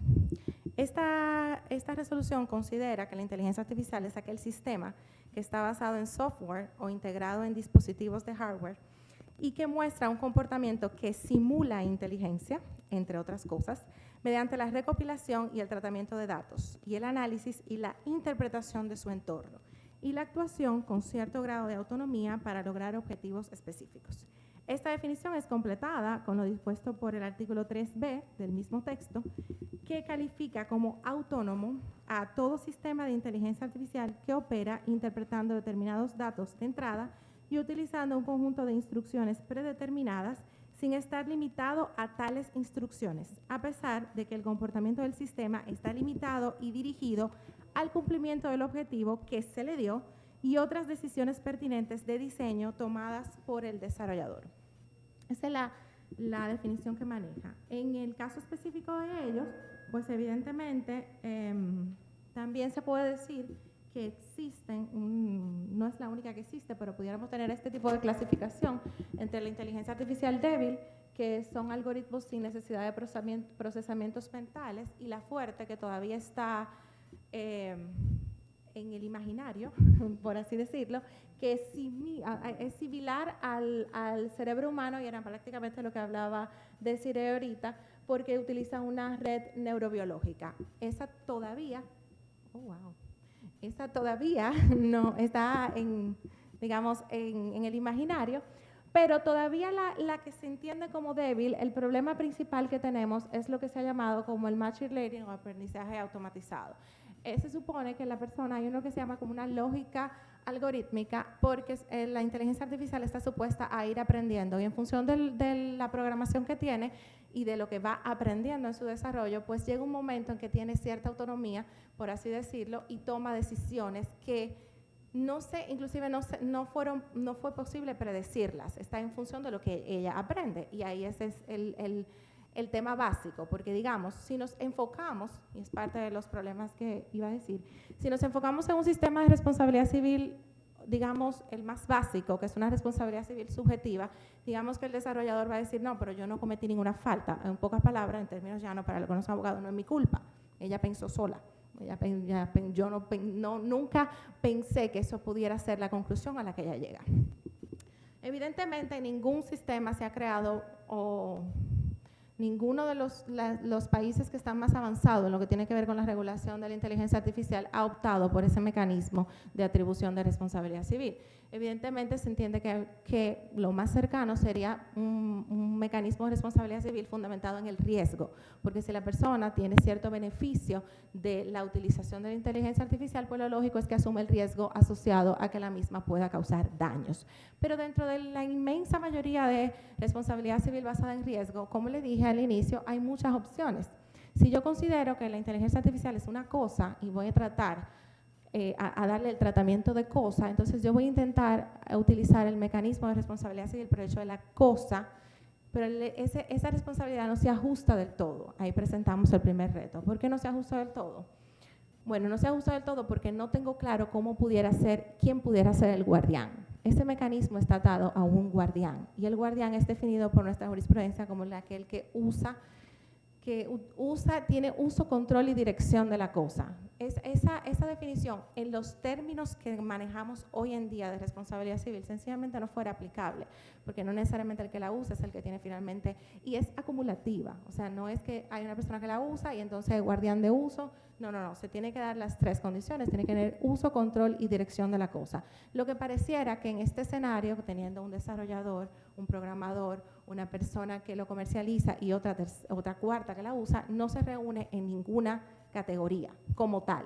Eso, lo que no quita, evidentemente, que si tengamos un problema relacionado con eso, la jurisprudencia termine, como ha hecho en otros casos, reinterpretando ese tipo de condiciones para determinar a un posible guardián responsable, como hizo en el caso de la explosión de la botella de oxígeno, que dijo que había una persona que era guardián de la estructura y otro guardián del comportamiento y cosas así. Me queda poco tiempo, voy a tener que improvisar. Mónica, pasa a la próxima. Voy a darme bien rápido con esto de el reto que implica la razón algorítmica, que era la que estaba diciendo. Bueno, nada, la mayoría entiende que el régimen más idóneo, y honestamente yo coincido, de los que conocemos, ¿verdad? Porque pudiéramos inventar algo específico para la inteligencia artificial, pero de los que conocemos de cara a la víctima, que sigue siendo la persona más importante en materia de responsabilidad civil, es el derecho de responsabilidad civil en materia de consumo. ¿Por qué? Bueno, porque tiene varias cosas. Lo primero es que establece una responsabilidad civil solidaria para todos los que se encuentran en la cadena de distribución o comercialización de un producto y servicio. Evidentemente tendríamos que partir del hecho entonces de que la inteligencia artificial es un producto. Tendríamos que ponernos de acuerdo sobre eso. O es un producto o es un servicio. no tenemos de acuerdo, pero para los fines vamos a decir que lo tenemos, ¿verdad? Para los fines.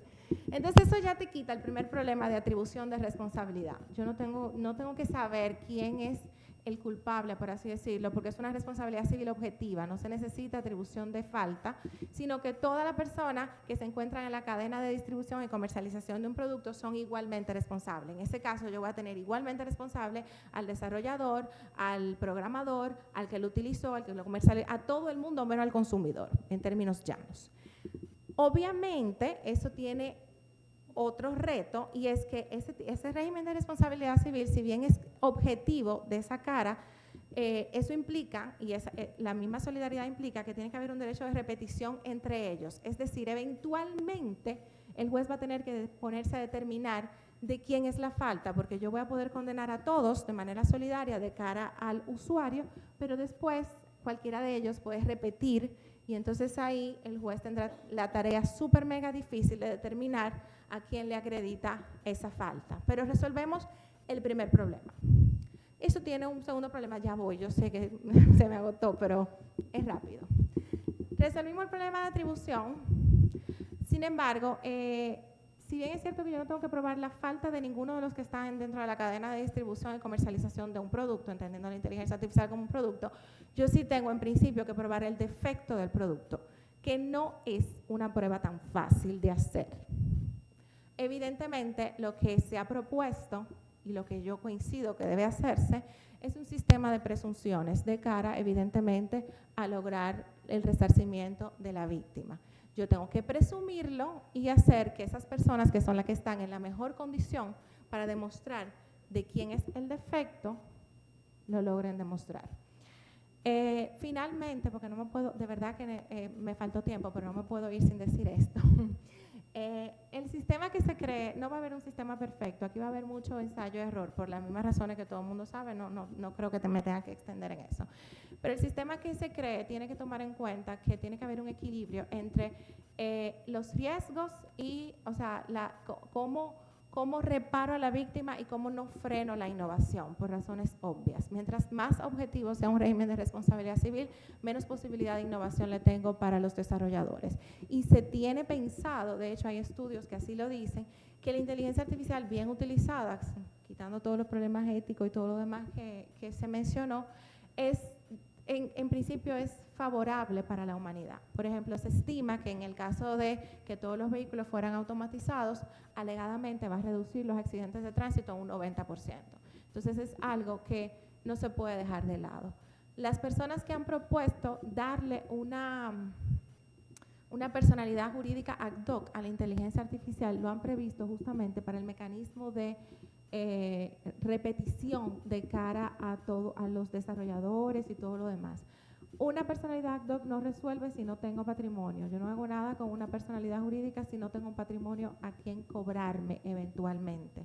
Entonces, esos sistemas lo que han hecho es proponer un seguro obligatorio, evidentemente, para los sistemas de inteligencia artificial riesgoso, y en el caso específico de que se cree la personalidad ad hoc, una especie de consorcio de recursos que funcionaría como fondo de garantía para aquellos casos en los cuales los desarrolladores o proveedores en este caso no van a poder, no tienen solvencia para responder a la víctima, y entonces se tome del fondo de garantía. De verdad, muchas gracias y estoy a su disposición.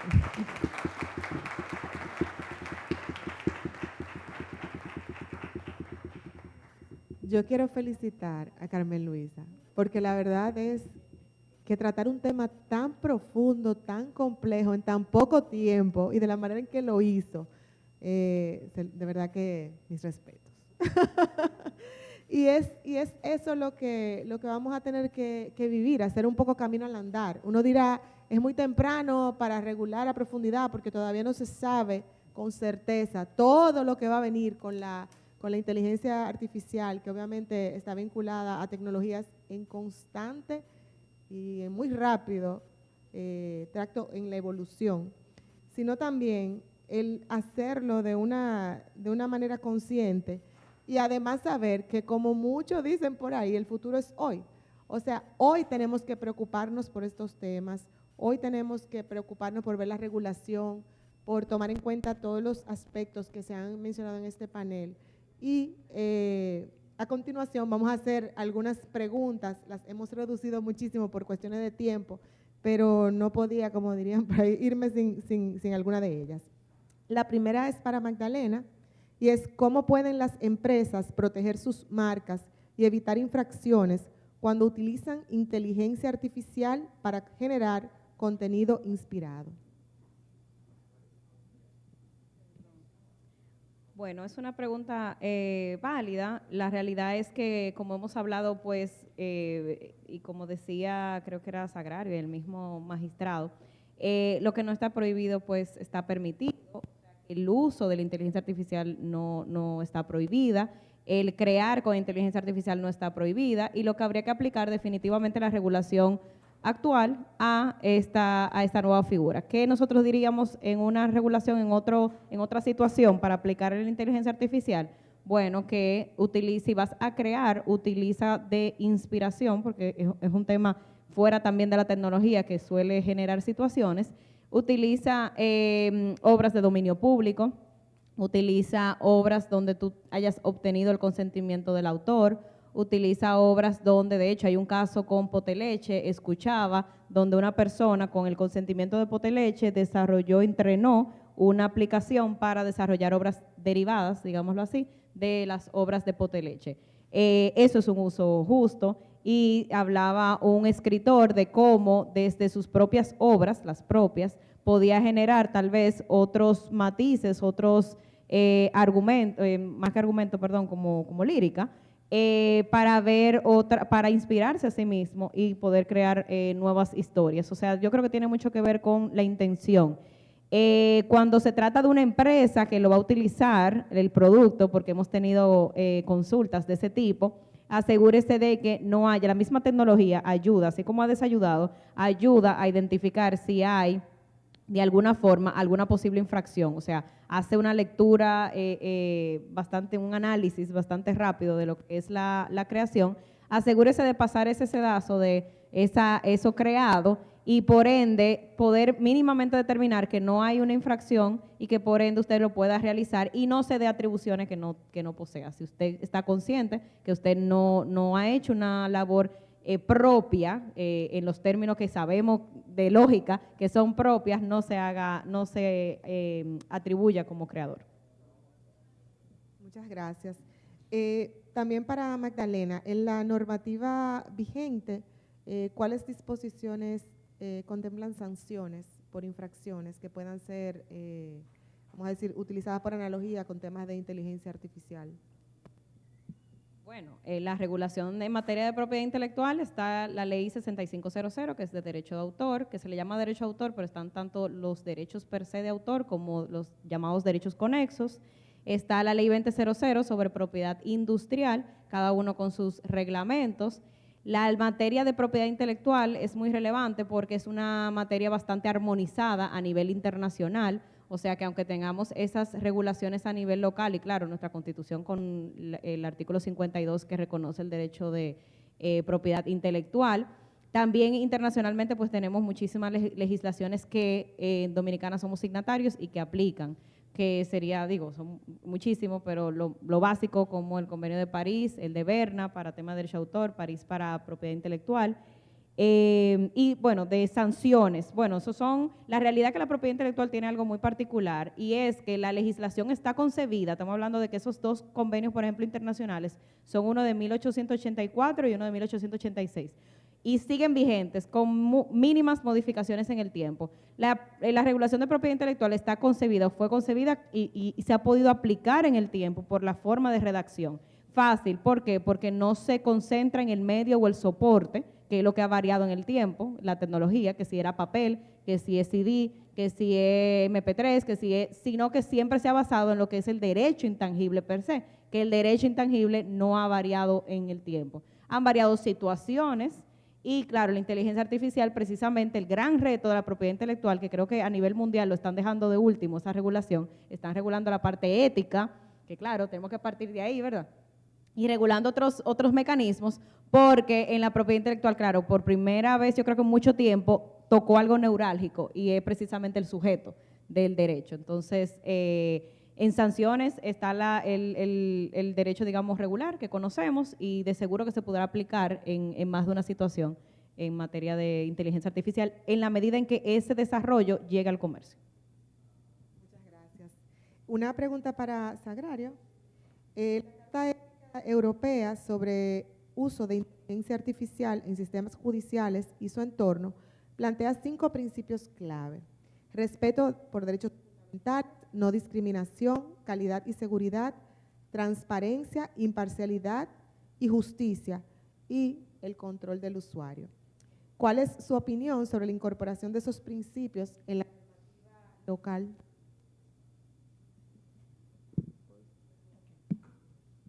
Bueno, los europeos salió de UNESCO, tiene varias directrices y la Unión Europea ha trabajado mucho el tema de derecho de autor, el tema de la ética y tiene normas que han tratado de ser adheridas a legislaciones nacionales europeas.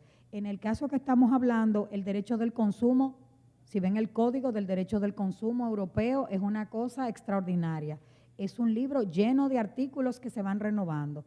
El tema de la persona, saber que en Europa el medio ambiente, la persona, la ética son normas básicas. De tal manera, no conozco, soy muy honesta, el proyecto que está aquí no lo conozco, pero evidentemente cuando explicaba hace un momento decía que tenemos que ver primero qué se está haciendo a nivel internacional, qué nos es oponible, qué nos es útil. Y yo creo que todos esos principios son el fruto de cantidad de reuniones, de disposiciones, de convenciones que tienen ellos, así que me parece que es de sabios ver lo que otros han hecho para implantarlo y estoy totalmente de acuerdo y me gusta mucho lo del consumo, que honestamente confieso que en el foro de hoy es que le he dado la importancia al consumidor y al uso.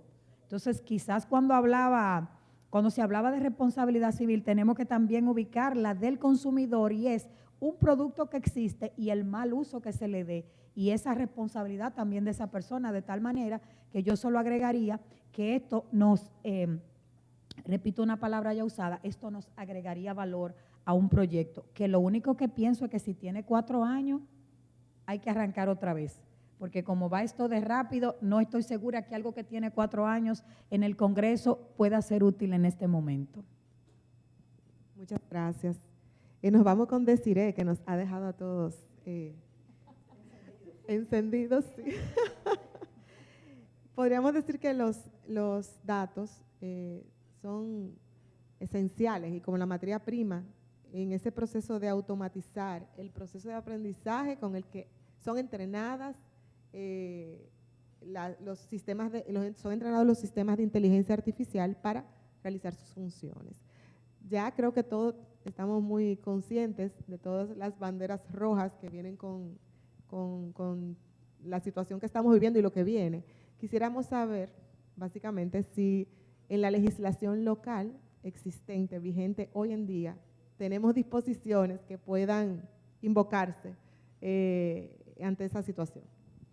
Nosotros contamos con la ley 172-13 de protección de datos personales, pero yo te tengo ahí un poco de malas noticias porque esa ley realmente debe ser reformulada, tiene una visión muy tendenciada hacia la protección de datos crediticios, a pesar de que contempla una protección general, no tiene un órgano regulador general y es más bien un reflejo de los principios del 95. Y ya ahí, si hablamos de que 4 años es mucho, yo no quiero que ustedes se imaginen ya a nivel de protección de datos personales lo que hay que pensar.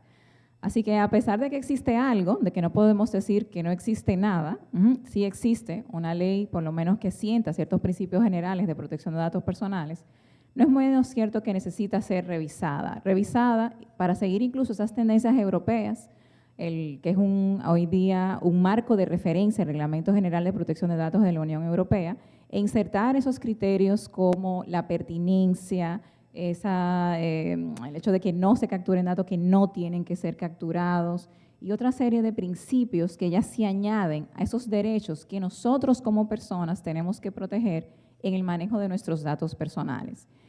Y a eso agregaría que tampoco tenemos una de inteligencia artificial que de hecho a nivel mundial es que se está comenzando a trabajar por la parte ética, por la parte de no detener la innovación y otras cosas más. Increíblemente, a veces la Ley 53-07 de crímenes y delitos de alta tecnología, que contempla también la protección de datos en sentido general, nos podría dar la mano. Pero definitivamente es algo que a nivel nacional nosotros tenemos que revisar.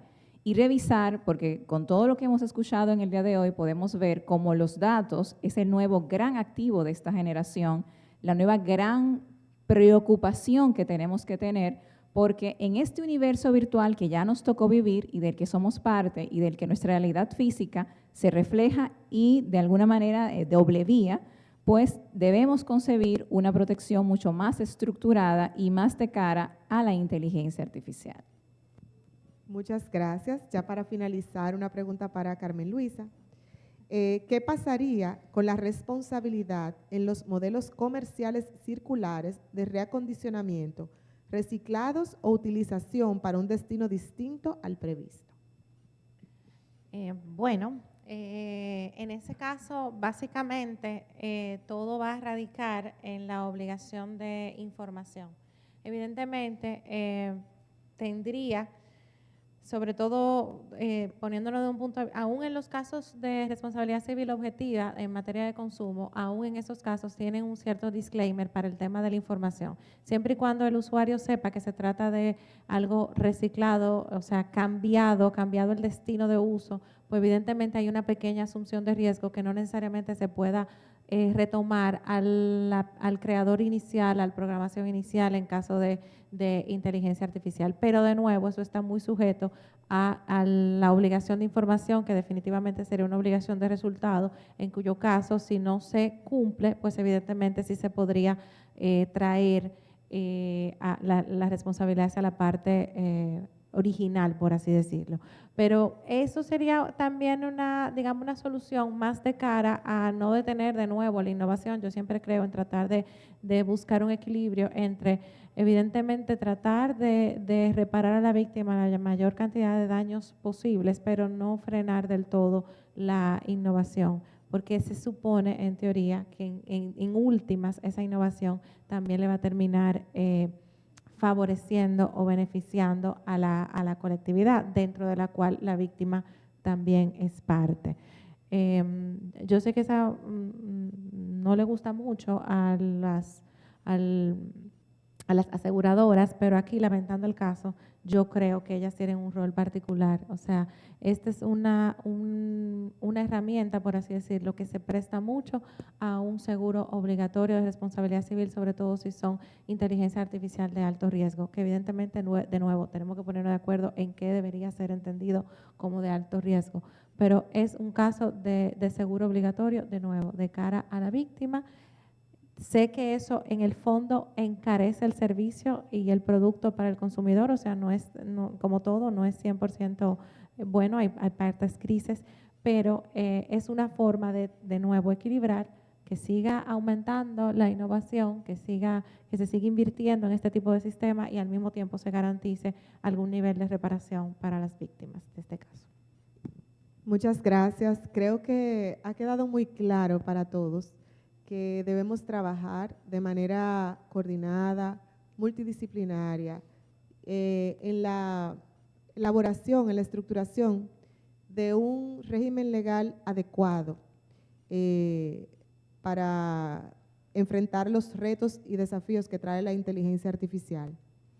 Se han hecho algunos esfuerzos, pero todavía falta mucho por hacer. En ese sentido, nos toca continuar aprendiendo, avanzando, entrenándonos nosotros, aprovechando todos los beneficios que trae la inteligencia artificial, sin perder de vista todas esos riesgos inherentes a la misma. Así que muchas gracias a todos por acompañarnos esta tarde y feliz resto del día.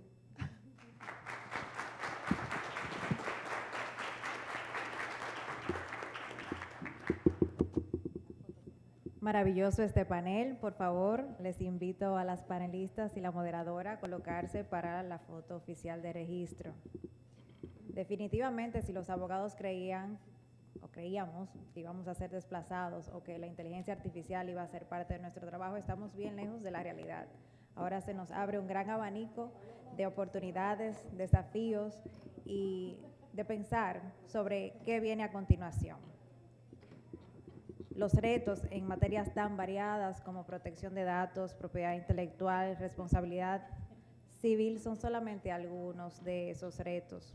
Tenemos un gran camino por recorrer y esto lo único que puede hacer es motivar a la proliferación de este tipo de foros de discusión que nos permitirán explorar necesidades legales de nuestro ordenamiento jurídico con miras a preservar la justicia y el ejercicio del buen derecho en un marco jurídico claro y coherente. Muchas gracias a las panelistas y con este panel concluimos la sesión de las ponencias y las presentaciones de nuestro evento.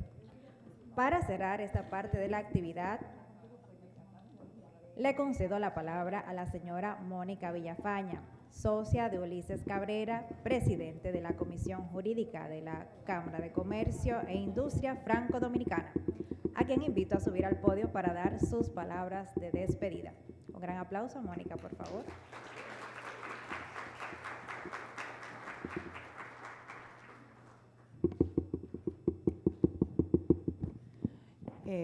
Yo espero no parecer postalita repetida, pero me dijeron cuando yo me quejé de por qué yo tenía que hacer el cierre, me dijeron viene con el rol, entonces asumo el rol.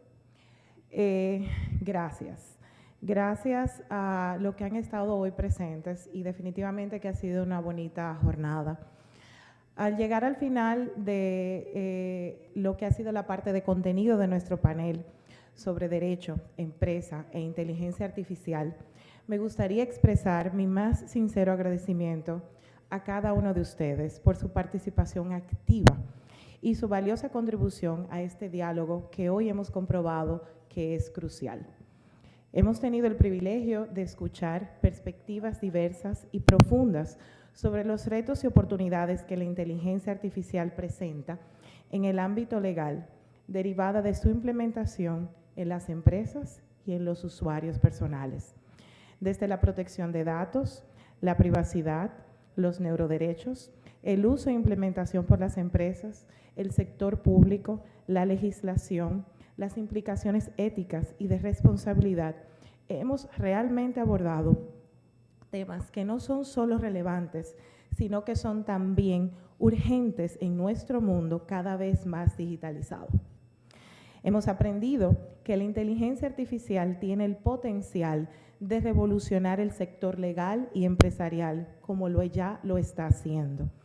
Y lo está haciendo en más de un ámbito, mejorando la eficiencia y la precisión en áreas tan importantes como la investigación jurídica, la gestión de casos, la previsión de resultados judiciales, el manejo de las empresas y su eficiencia como un gran valor agregado. Sin embargo, también hemos reconocido que con este potencial vienen responsabilidades significativas. La regulación adecuada, la transparencia en los algoritmos y los modelos de lenguaje y la protección de los derechos fundamentales deben ser prioridades mientras navegamos por esta nueva era tecnológica que nos ha tocado asumir. Nuestros panelistas han destacado la necesidad de una colaboración interdisciplinaria. Los avances en inteligencia artificial no pueden ser evaluados y gobernados únicamente desde el ámbito tecnológico. Requieren la intervención activa de expertos en derecho, ética, sociología, empresarios y otras disciplinas. Solo a través de un enfoque holístico podemos asegurar que estas tecnologías se desarrollen y utilicen de manera que beneficien a la sociedad en su conjunto. Me gustaría subrayar también la importancia de la educación continua y la formación en estos campos emergentes. Los profesionales del derecho, los empresarios, los encargados de tomar decisiones deben estar equipados con el conocimiento necesario y adecuado para entender y manejar las herramientas de inteligencia artificial. Igualmente, los desarrolladores de inteligencia artificial deben ser conscientes de las implicaciones legales y éticas de su trabajo. En conclusión, hoy no solo hemos discutido sobre los desafíos presentes, sino que también hemos imaginado un futuro donde la inteligencia artificial, la empresa y el derecho coexisten en armonía, promoviendo justicia, eficiencia y equidad. Les invito a todos a seguir participando en este diálogo, continuar investigando, formándonos, aprendiendo y colaborando para construir un verdadero marco legal que sea robusto, flexible, justo y adaptado a las necesidades de nuestra era digital. Para planificar y hacer posible un evento como este, se requiere mucha coordinación y mucho esfuerzo. Por eso aplaudo de pie a Tomás Plizón y el equipo de nuestra Cámara por asumir nuevamente este reto y salir airosos de él. A mis compañeros y colegas de comisión, por decir presentes cada vez que ha sido necesario, creando ideas, desarrollando inteligencia, dando forma y ocupándose que podamos tener espacios como este. Un especial saludo a Laura Polanco, Héctor Aliés, Adelaida Dames, Giselle de León, Carmen Luisa Martínez y Analisa Jaques, por su empeño y atención al detalle. Y por supuesto, a nuestros patrocinadores, por su apoyo desde el primer momento que anunciamos este evento.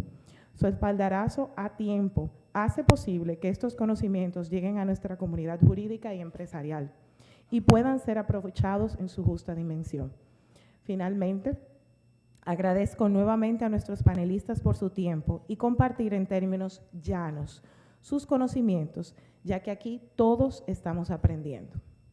A todos ustedes que han permanecido atentos en una jornada que ha sido larga, pero sin mentirles, para mí muy enriquecedora, que han dicho presentes, gracias por su invaluable atención y su participación. Espero que esta discusión haya sido tan inspiradora y esclarecedora para mí, para ustedes como lo ha sido para mí. Continuemos el diálogo. Gracias y hasta pronto.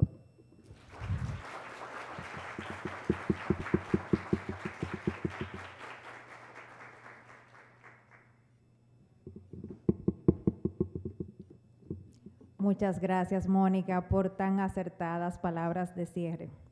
Ahora sí, hemos completado nuestra sesión de paneles y charlas del día de hoy en ocasión del Seminario Jurídico sobre Inteligencia Artificial que nos ha preparado nuestra Cámara de Comercio e Industria Franco-Dominicana. Pero esto no termina aquí, pues ha llegado el momento cúspide para el cierre de la actividad con broche de oro. Para este fin, les vamos a invitar a que nos acompañen al área de la piscina, donde estaremos celebrando la clausura con un cóctel y a la vez presenciaremos el merecido homenaje y reconocimiento a un fiel colaborador de esta Cámara, don Milton Rey Guevara, presidente emérito del Tribunal Constitucional de la República Dominicana. Nos honrará con la presentación de esta parte del evento el señor Jorge Galiber, presidente de la Cámara y CEO de Total Energies. No se pierdan de esta parte de la celebración que empieza en breve. Gracias totales.